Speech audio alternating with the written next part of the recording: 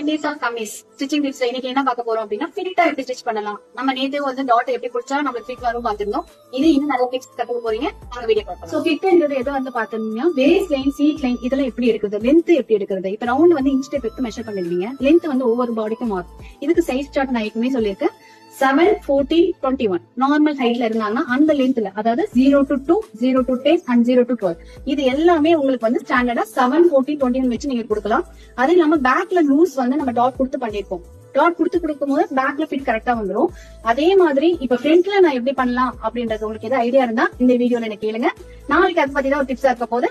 கண்டிப்பா இந்த மாதிரி கண்டினியூஸா வீடியோ வேணும்னா லைக் பண்ணி ஷேர் பண்ணுங்க, சப்ஸ்கிரைப் பண்ணிக்கோங்க, ஆல் பட்டன் ஆன் பண்ணிக்கோங்க. எல்லா வீடியோஸும் உங்களுக்கு அப்கமிங் நோட்டிபிகேஷன் காட்டும். தேங்க்யூ.